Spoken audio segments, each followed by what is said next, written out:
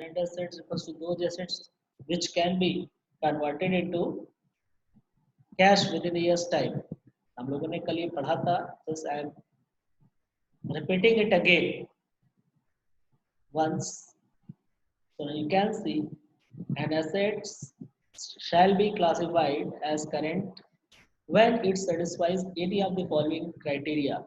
First criteria is it is expected to be realized in or intended for sale or consumption in the company's normal operating cycle. Operating cycle क्या होता है, कल मैंने बताया था, यानी परचेज ऑफ रॉ मटेरियल से लेकर उसको फिर प्रोडक्शन करना, फिनिश गुड्स में कन्वर्ट करना, वेयर हाउस में स्टोर करना, फिर उसे सेल करना, डेटर क्रिएट होना, डेटर से वापस कैश कलेक्शन होना और फिर वापस से रॉ मटेरियल परचेज करना. These all rotation is called operating cycles, and how much time it will take the raw material to take converted to cash will be the period of operating cycle. So मैंने कल बताया था within operating cycle or within 12 months whichever is more, दोनों में जो अधिक होगा और उसके अंदर में जो पैसा आपका कैश में कन्वर्ट हो जाएगा, जो भी एसेट्स कैश में रियलाइज हो जाएगा वो करंट एसेट्स होगा. और शॉर्ट में मैंने बताया था कि it refers to current asset refers to all those assets which can be converted into cash within a year's time or within 12 months. So यहाँ पर in short कह रहा है current assets are those assets which are likely to be converted into cash within a period of 1 year or within operating cycle whichever is more. तो देखिए ये लिखा हुआ है, आप इस लाइन को बहुत अच्छे से तैयार कर लोगे. यहाँ पर साफ साफ लिखा हुआ है कि क्या होना है. मैं इसको अभी दिखा दे रहा हूं आप लोगों को. ये देखिए यहाँ पर आप लोगों के सामने जो लिखा हुआ है, current assets are those assets which can be converted into cash, right? Current assets are those assets which are likely to be converted into cash within a period of 1 year. ये बहुत इंपॉर्टेंट है, यहाँ ध्यान रखने वाली बात है.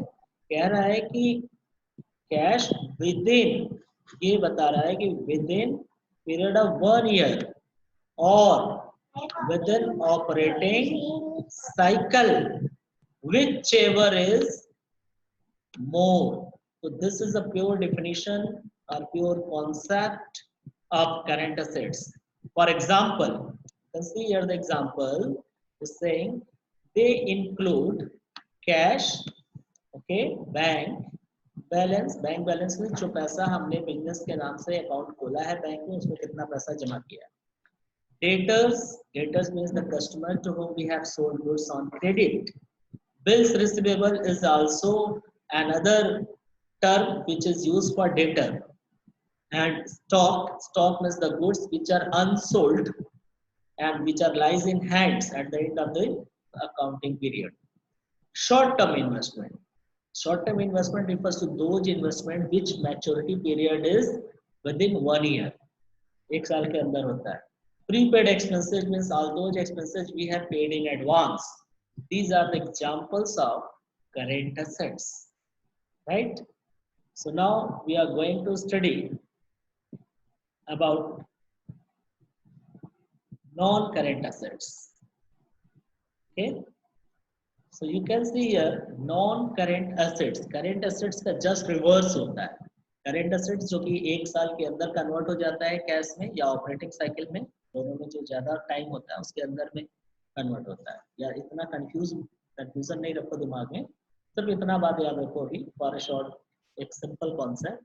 Current asset refers to those assets which are likely to be converted into cash or cash and cash equivalent within a year's time or within 12 months from the date of balance sheet. इतना याद रखोगे. बाकी जैसे जैसे आप आगे करते जाओगे, सॉल्व करते जाओगे, तो दूसरा वाला ऑपरेटिंग साइकिल का कॉन्सेप्ट भी समझ में आ जाएगा एग्जांपल से. Non current assets. So non current asset जैसा कि नाम से बता रहा है जो कि करेंट एसेट नहीं है, मतलब ऐसा एसेट्स जिसको हम कैश में रियलाइज नहीं कर सकते, एक साल के अंदर, जिसका मेन पर्पस ही नहीं होता कैश में रियलाइज करना. So non-current assets are again defined in a negative sense. Negative sense means here that is assets which are not current assets or non-current assets. Example, negative sense का मतलब current assets क्या होता है, positive हो गया, और non-current assets यानी negative हो गया, यानी जो assets current नहीं है वो non-current. Examples, fixed assets, non current investment. Fixed assets क्या होता है? सो देखो नीचे लिखा हुआ है फिक्स्ड एसेट्स क्या है. Fixed assets are those assets, okay अच्छे से समझोगे, मैं यहाँ आपको दिखा रहा हूँ. Fixed assets are those assets which are purchased in the business with a view to produce goods. देखो करेंट एसेट्स होता है तो जो कि सेल करने के लिए या कैश में रियलाइज करने के लिए होता है, लेकिन नॉन करेंट एसेट्स में जो फिक्स्ड एसेट्स है we purchase with the view to produce goods, जिसके हेल्प से हम गुड्स का प्रोडक्शन करते हैं, और to provide services, and they are not meant for resale. They are not meant for resale. That is मतलब ऐसा एसेट्स जिसको हम परचेस करते हैं बेचने के लिए नहीं, बल्कि उसको अपने बिजनेस में यूज करते हैं, जिसके हेल्प से हम प्रोडक्शन करते हैं या सर्विस प्रोवाइड करते हैं. जैसे हमने मशीन खरीदा जिसके हेल्प से हम प्रोडक्शन कर रहे हैं, ठीक है. कार खरीदा जिसके हेल्प से हम लोग ट्रेवलिंग सर्विस प्रोवाइड कर रहे हैं. तो this is what the fixed assets which we use over a number of period of time. Fixed assets, other words में हम लोग कहें fixed assets refers to those assets which we purchase or which sorry we can say, I am repeating it again, fixed assets are those assets which we purchase not for resale but with the view to use it over a long period of time for the production and smooth functioning of our business. अपने business को smoothly चलाने के लिए और production करने के लिए goods का हम लोग फिक्स एसेट खरीदते हैं. फॉर एग्जांपल लैंड, जमीन, building, machinery, furniture, motorcycle, computers etcetera. ये सारी चीजें हम खरीदते हैं बेचने के लिए नहीं, बल्कि बिजनेस में रखकर इनके हेल्प से बिजनेस को स्मूथली रन करने के लिए, प्रोडक्शन करने के लिए, गुड्स को डिलीवर करने के लिए, कंप्यूटर से लेखा जोखा करने के लिए, ठीक है. बिल्डिंग में डिपार्टमेंट बनाकर अलग अलग पर्सन को अपॉइंट करने के लिए, ताकि वो सब अपना काम अच्छे से कर सके. मशीन का यूज करते हैं प्रोडक्शन के लिए, जमीन जिसके ऊपर बिल्डिंग बनती है, या इन्वेस्टमेंट. तो these are the things are called fixed assets. यानी शॉर्ट अगर कहें, फिर से मैं रिपीट कर रहा हूँ, fixed assets are those assets which are purchased in the business, यहाँ से पढ़ना, with the view to produce goods और produce services, provide services, and they are not meant for resale. सबसे पहला मेन यहाँ पर भी है, इसको रीसेल के लिए नहीं खरीदते हैं, बल्कि उसे यूज करते हैं बिजनेस में प्रोडक्शन के लिए, सर्विस प्रोवाइड करने के लिए. एग्जांपल्स में है land, building, machine, furniture, motor vehicle, computers. Example में अगर हम लें कि मान लो कि दृष्टि ने एक बुक स्टॉल ओपन किया, बुक का दुकान इसने ओपन किया. अब बुक की दुकान में बुक तो इनका हो जाएगा गुड्स, जिसमें ये परचेज और सेल कर रही है. तो वॉइस आपकी क्लियर नहीं है. अच्छा तो ठीक है, आ जाएगी. तो देखो बुक जो है, अगर दृष्टि ने बुक की दुकान ओपन की, राइट. अब बुक की दुकान जब ओपन किया तो बुक तो दृष्टि के लिए गुड्स हो जाएगा, जो कि करंट एसेट्स में आ जाता है. लेकिन आप सब इमेजिन करो कि बुक वो कैसे सेल करेगी. क्या एक बेडशीट में बुक सारे रखकर उसे नॉट बांध के रखेगी सड़क पे, और कस्टमर आएंगे तो उसमें से छाटेगी भी? ऐसा तो करेगी नहीं. तो इसके लिए ये एक दुकान किराए पे ली होगी, वो रेंट पे करेगी, वो अलग चीज है, वो एक्सपेंसेस. लेकिन दुकान में बुक्स को कैसे रखेगी? उसके लिए फर्नीचर बनवाएगी, रैक बनवाएगी, class wise subject wise book को अरेंज करेगी। एक दुकान में काउंटर होगा जिससे कस्टमर और सेलर के बीच में गैप हो सके। दुकान में fan, electricity, light, cooler, AC, ये सारी चीजें होगी। कंप्यूटर होगी, टाइपिंग मशीन, बहुत सारी चीजें हो सकती है जिसका ये यूज किस लिए कर रही है? बिजनेस को स्मूथली रन करने के लिए, ना कि उसको रीसेल करने के लिए। रीसेल के लिए क्या खरीदी है इसने? सिर्फ गुड्स यानी बुक खरीदा है। तो बाकी जो machine, furniture, motor vehicle, computer, electricity, AC, furniture, cooler, ये सारी चीजें क्या है उसके दुकान में? उस दुकान को अच्छे से चलाने में हेल्प करने के लिए खरीदा है उसने, ठीक है, ताकि कस्टमर आए तो अच्छे से उनको अच्छा फील हो और हमारे दुकान के परमानेंट कस्टमर हो सके, इसलिए इसलिए उसने खरीदा। तो these all are called fixed assets. तो यहाँ तक समझ में आया फिक्स्ड एसेट्स के बारे में? दृष्टि, दृष्टि, फिक्स्ड एसेट क्लियर है सभी को? Yes, sir. Yes, sir. Very good. Now we are coming to the types of fixed assets. Fixed assets may be classified into two types of assets: tangible assets or intangible assets. Okay? Tangible, tangible means होता है which we can see or touch, जिसको हम लोग देख सकते हैं और छू सकते हैं। These are called tangible assets। तो लिखा है tangible assets are those assets which have physical existence, जिसका physical appearance यानी existence होता है, so that they can be seen and touched. For example, land, building, machinery, furniture, computer, motor, vehicle, etc. So these are fixed tangible assets, जिसको हम छू सकते हैं, देख सकते हैं। आई थिंक समझ में आ गया होगा। Now we are coming to intangible assets. Okay, so intangible assets में हम लोग चलते हैं। जैसा कि tangible में अभी हमने पढ़ा कि tangible क्या होता है और intangible तो just reverse हो गया। Intangible assets यानी these are those assets which do not have physical appearance or physical existence are termed as intangible assets. So they cannot be touched। जब ये फिजिकल एग्जिस्टेंस है ही नहीं तो इनको हम देख भी नहीं सकते, ठीक है, छू भी नहीं सकते। Touched and seen. अब तुम लोग सोच रहे हो कि ऐसा क्या है? एक बार एक बच्चे से मैंने पूछा था कि बताओ इंटेंजिबल एसेट्स क्या है? कुछ लोगों ने बताया हवा, दिखाई नहीं देता है, छू नहीं सकते। एक लड़का बताया कि घोस्ट, भूत। सब हंसने लगे, क्योंकि उसके समझ में जो आया वो बताया, हंसने की कोई बात नहीं थी। लेकिन यहाँ आप लोग के सामने एग्जाम्पल्स पड़े हैं और इन सब एग्जाम्पल्स को मैं आगे एलेबोरेट भी करूंगा ताकि उसका मतलब तुम्हें समझ में आ सके।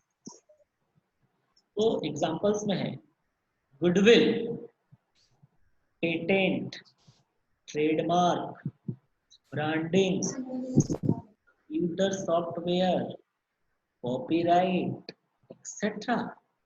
In real practice, intangible assets are also valuable to the business। कह रहा है कि रियल लाइफ में, रियल प्रैक्टिस में intangible जो assets होते हैं ये भी वैल्यूएबल होते हैं बिजनेस के लिए। और हमारा अपना अगर ओपिनियन पूछेंगे तो हमारा तो कहना है कि intangible assets is more powerful over tangible assets। जिस बिजनेस के पास इंटेंजिबल एसेट्स नहीं है, केवल टेंजिबल है, वो बहुत ज्यादा सक्सेस नहीं कर सकता। कैसे नहीं कर सकता मैं डिस्कस करेंगे। पहले हम लोग इस पैरा को पूरा पढ़ लें। तो कह रहा है for instance by use technical patent. Hello branding, branding बेटा सब समझाएंगे, बोले तो हम goodwill, patent, trademark, branding, computer, everything I will make clear, but just we have to finish this para, right? Sir okay sir. हाँ, पहले आप लोग समझ लो, हर एक चीजों को समझा के हम बहुत फास्ट नहीं पढ़ा रहे हैं। आप देखे होंगे एक दिन में 1 से 2 टॉपिक में पूरा खत्म कर देता हूँ क्लास, ठीक है? क्योंकि मेरा पर्पस है कि आपको समझ में आना चाहिए, क्योंकि ऑनलाइन में कभी कभी वॉइस ट्रेवल करने में टाइम लगाती है। मैं यहाँ से बोल दिया, मान लो आप तक आवाज ही नहीं गई है, तो ऐसा भी होता है, इसलिए थोड़ा आराम से मैं पढ़ा रहा हूँ। तो यहाँ मैं बता रहा था, for instance means for example, by using technical know how. Technical know how जब हम यूज करते हैं, जिसे हम कहते हैं पेटेंट्स, ठीक है? तो आगे कह रहा है, Maruti Suzuki limited is producing cars in India and its goodwill. Goodwill means यहाँ पर शॉर्ट में मैं बता दूं, name and fame of business. तो मारुति सुजुकी की बहुत ही नेम फेम थी, बहुत अच्छी गुडविल थी। तो कह रहा है कि producing cars in India and its goodwill helps them, या helps the company to sell the cars. तो एग्जांपल बता रहा है कि पेटेंट कब हम यूज करते हैं, जब टेक्निकल नो हाउ की चीजें होती है, कोई आविष्कार होता है। जैसे अभी कोरोना बीमारी चल रहा है, अभी तक इसकी वैक्सीन, अभी तक इसकी वैक्सीन का इजाद नहीं है। देखो पेटेंट को मैं समझाने जा रहा हूँ, समझ लो यहीं से, बड़ा अच्छा एग्जांपल लेकर। कोरोना ऐसी वायरस है, बीमारी है, जिसका अभी तक इलाज कहा जा रहा है कि किसी के पास नहीं है। और सभी डॉक्टर्स, सभी रिसर्च सेंटर्स, ये लोग क्या कर रहे हैं? ये लोग रिसर्च कर रहे हैं, वैक्सीन बनाने में लगे हैं, दवा बनाने में लगे हैं, अभी तक लेकिन बन नहीं पाई।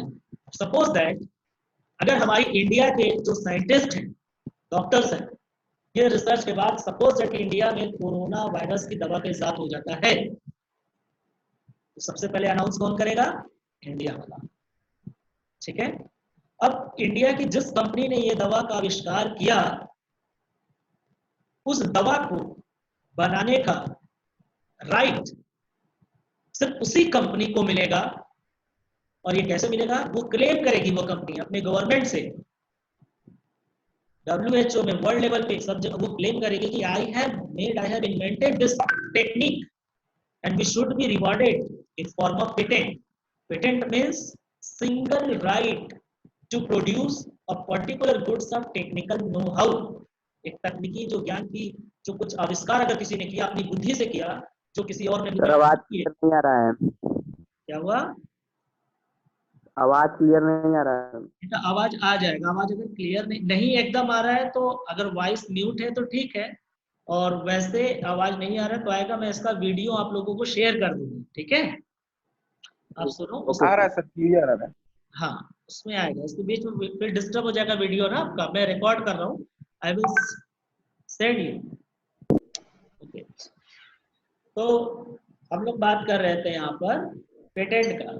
तो सपोज दैट कि इंडिया की कंपनी ने दवा बना ली, और उसको यहाँ की गवर्नमेंट से ये अधिकार दे दिया गया कि इस दवा का प्रोडक्शन या मैन्युफैक्चरिंग सिर्फ तुम ही कर सकते हो, और कोई पूरी दुनिया में नहीं करेगा। यानी वर्ल्ड लेवल पे ये एग्रीमेंट हो जाएगा, क्योंकि सबसे पहला आविष्कार इसी ने किया। हाँ, दूसरा कोई दूसरे प्रॉपर्टीज से बना सकता है अपना, वो उसका अलग होगा, लेकिन जिस प्रॉपर्टी को यूज करके इंडिया ने बनाया, उस प्रॉपर्टी को यूज करके और कोई कंपनी नहीं बनाएगी। इसके लिए एक लीगल जो डॉक्यूमेंट होगा, लीगल एग्रीमेंट होगा, वो साइन होगा सभी देश की कंट्री से। तो आप सपोज दैट कि इंडिया ने, फॉर एग्जांपल, इंडिया को पेटेंट मिल गई, पेटेंट का मतलब इसको राइट मिल गया, इस कोरोना वायरस की दवा बनाने का लाइसेंस मिल गया, इसके सिवा और कोई नहीं बना सकती, क्योंकि ये आविष्कार कर चुकी है, सपोज दैट। तो अब दवा बनाने का कास्ट सपोज दैट कि 500 रुपये आ रहा है per unit, 500 rupees per unit cost, cost इसकी आ रही है। लेकिन इंडिया कंपनी क्या कर रही है? इंडिया की कंपनी उस दवा को 10,000 रुपए में सेल कर रही है। तो सभी को खरीदना पड़ेगा, क्योंकि जरूरत सबकी है, और इंडिया के सिवा और कोई बेच नहीं सकता, क्योंकि इसके पास पेटेंट है। तो सोचो कि पेटेंट कितना पावरफुल है। पेटेंट एक राइट होती है, किस चीज की राइट? किसी ऐसी चीज का जो कि हम अपनी बुद्धि से आविष्कार किए हैं, और उसको बनाने का अधिकार हमारी गवर्नमेंट से हम ही को मिला है, हमारे सिवाय पूरी दुनिया में और कोई नहीं बना सकता। तो ऐसे राइट को हम पेटेंट कहते हैं। अब सोचो कि बिल गेट का नाम सुना होगा आप लोगों ने। Yes sir. बिल गेट जो नंबर 1 कंपनी थी वर्ल्ड में, कैसे बनी थी? उसने पेटेंट ले रखा था जो कंप्यूटर में जो चिप होता है जिसमें रिकॉर्ड होता है सब कुछ, इंटेल का। पहले वो इंटेल के नाम से जो माइक्रोसॉफ्ट कंपनी है उसने एक चिप का आविष्कार किया। और आपको पता है कि पूरी दुनिया में कंप्यूटर यूज होता है और कंप्यूटर में चिप उसी कंपनी का लगना है, बिल गेट्स के, क्योंकि उसके पास पेटेंट था।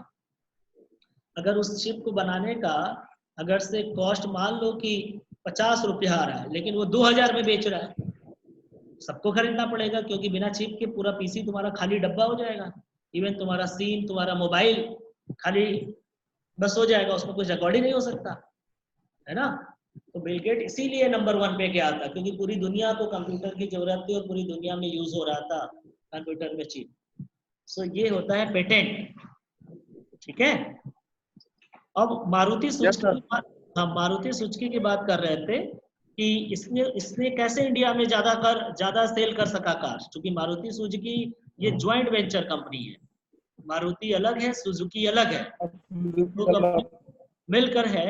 और हमारे इंडिया में कैसे? क्योंकि इनकी गुडविल, इनका नेम फेम बहुत अच्छा था। नेम फेम ऐसे नहीं बनता, goodwill is created, can not be created overnight. Goodwill is the tools which attract more and more customer. It can be created by hard work, labor, investment, honesty towards the customer by providing the qualitative goods, so many things, ठीक है।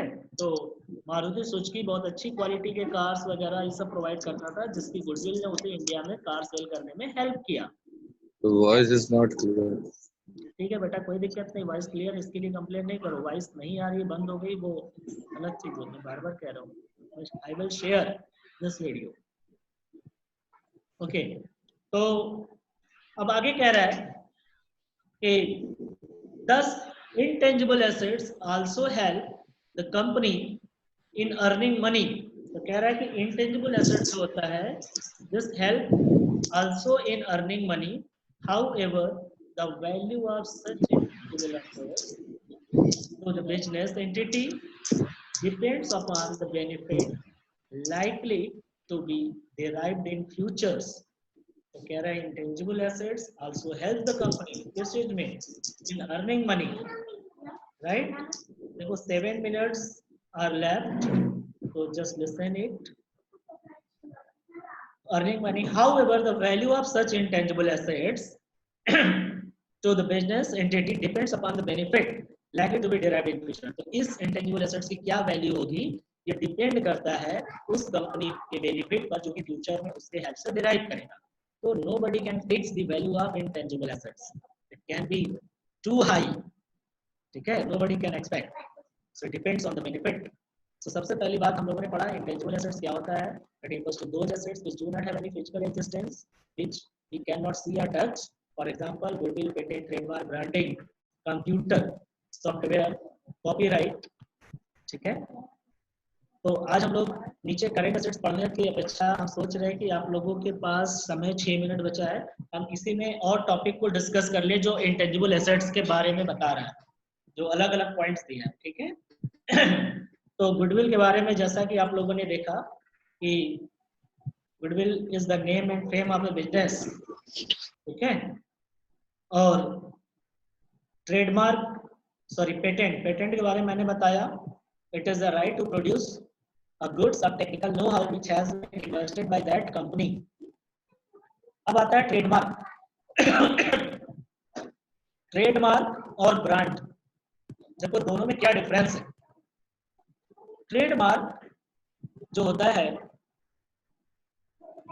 वो brand से ही related है। Sorry, continue करते हैं। तो मैं बता रहा था कि ट्रेडमार्क और ब्रांड में बड़ा छोटा सा डिफरेंस है। तो ब्रांड क्या होता है, पहली बात ये समझते हैं, तो ट्रेडमार्क आपको समझा देंगे। ब्रांड आप देखते हो ना कि कहते हो ये ब्रांडेड है। ब्रांडेड का मतलब किसी भी प्रोडक्ट को किसी नेम से, उसके सिंबल से, उसके डिजाइन से हम आइडेंटिफाई करते हैं। ठीक है, जैसे कोको कोला का सिंबल देखो, पेप्सी का सिंबल देखो, रीबॉक का सिंबल देखो, ठीक है। तो जब हम किसी ब्रांड, क्या हो सकता है, किसी प्रोडक्ट का नेम हो सकता है, किसी प्रोडक्ट का डिजाइन हो सकता है, किसी प्रोडक्ट का लोगो को ब्रांड बना सकते हैं, जिसके नाम से हम लोग उस प्रोडक्ट को पहचानते हैं। और ब्रांड बनता कैसे है, एडवर्टाइजमेंट से। जिस भी प्रोडक्ट का जिस नाम को हाईलाइट करके एडवर्टाइजमेंट किया जाता है, जिस डिजाइन को हाईलाइट करके एडवर्टाइजमेंट किया जाता है, ठीक है, तो वो उस प्रोडक्ट का ब्रांड बन जाता है। अब चूंकि ब्रांड तो बन गया, अब तुम्हें पता है कि जब तुम्हारी गुड्स का बिक्री ज्यादा होगा, सेल ज्यादा होगा, तो हर लोग सोचेगा कि तुम्हारा डुप्लीकेट बनाना शुरू कर दे तुम्हारे नाम से। तो अपने ब्रांड को प्रोटेक्ट करने के लिए, ध्यान समझना, यहाँ बड़ा टेक्निकल पॉइंट बता रहे हैं। ब्रांड तो समझ में आ गया, ब्रांड में भी नेम, सिंबल, ठीक है, colour, design of a particular product, ठीक है। इन advertisement which item we highlight, which part of the product which we highlight to identify our product is called brand। अब उस ब्रांड को प्रोटेक्ट करने के लिए हम उसका रजिस्ट्रेशन करा लेते हैं। यहाँ समझो, उसी ब्रांड को प्रोटेक्ट करने के लिए उसके नाम, डिजाइन, लोगो, जिसको हाईलाइट करके हम अपने प्रोडक्ट को सेल करते हैं, उस चीज को हम रजिस्टर्ड करा लेते हैं। तो जैसे ही रजिस्ट्रेशन कराते हैं उस ब्रांड को, उस ब्रांड के नेम को या डिजाइन को, लोगो को, तो वो ट्रेडमार्क बन जाता है। क्या बन जाता है, ट्रेडमार्क हो जाता है, यानी व्यापार चिन्ह। ट्रेडमार्क हो गया, इसका मतलब हमारे ब्रांड को कोई और कॉपी लीगली नहीं कर सकता। अगर कोई कॉपी करता है तो हम क्लेम कर देंगे उसके ऊपर, ठीक है। जब तक हम ट्रेडमार्क में कन्वर्ट नहीं किए अपने ब्रांड को, तब तक तो कोई भी कॉपी कर सकता है, ठीक है। उसके पास कोई ऐसा मनाही नहीं है, गवर्नमेंट कोई कह नहीं सकता। तो इसीलिए हम ब्रांड को रजिस्टर्ड करा लेते हैं। तो आपको याद होगा, कभी कोई गुड्स खरीदो तो उस पर देखो कहीं आर लिखकर सर्कल रहा होता है, बना होता है, आर लिख के सर्कल होगा, या TM लिखकर सर्कल बना होता है। तो इसका मतलब वो उस चीज को रजिस्टर्ड कराया गया है, वो उस बिजनेस का, उस प्रोडक्ट का ट्रेडमार्क है। समझ में आया। अब कंप्यूटर सॉफ्टवेयर, अब कंप्यूटर सॉफ्टवेयर दिखाई तो देता नहीं, आपको पता है प्रोग्रामिंग। अब बताओ, जूम प्रोग्रामिंग लैंग्वेज है सर। हाँ, जिससे हम लोग अभी ऑनलाइन क्लास कर रहे हैं, ये भी तो प्रोग्रामिंग के थ्रू है। जूम कोई दिखाई देने वाली चीज थोड़ी है, सॉफ्टवेयर दिखाई नहीं देती, बट इसकी वैल्यू बहुत होती है। It depends on the use of the software. आपके सिस्टम में अगर कंप्यूटर खरीदते हो तो एक से एक सॉफ्टवेयर रखते हो, लेकिन ये ओरिजिनल नहीं होता। अब ओरिजिनल हम लोग खरीद ही नहीं सकते। MS ऑफिस, MS वर्ड, ये सब हम लोग पायरेटेड होता है। ओरिजिनल खरीदने की हमारी औकात ही नहीं है। पूरा शहर बिक जाएगा तो भी लोग नहीं खरीद सकते। तो सॉफ्टवेयर इंटेंजिबल एसेट्स है, लेकिन इट्स अ वेरी पावरफुल। आप लोग का याद होगा, देखो 1 मिनट बचा है, कहानी सुना देते इसी में, बाकी कल पढ़ेंगे। आपने पिक्चर देखा होगा एक, ओम जय जगदीश, नाम सुना है? ओम जय जगदीश मूवी, अनिल कपूर का, अभिषेक बच्चन का। यस सर, ओम जय जगदीश। हाँ, तो अभिषेक बच्चन उसमें देखो सॉफ्टवेयर इंजीनियर रहता है, और वो कॉलेज में एक बार पेपर हैकिंग कर लेता है अपने फ्रेंड को हेल्प करने के लिए, जिससे उसको अबॉर्ट कर दिया जाता है। बाद में उसी हैकिंग को रोकने के लिए सॉफ्टवेयर बनाता है, और उसकी स्थिति ये आ जाती है उसके घर परिवार की कि उसका घर नीलाम होने लगता है।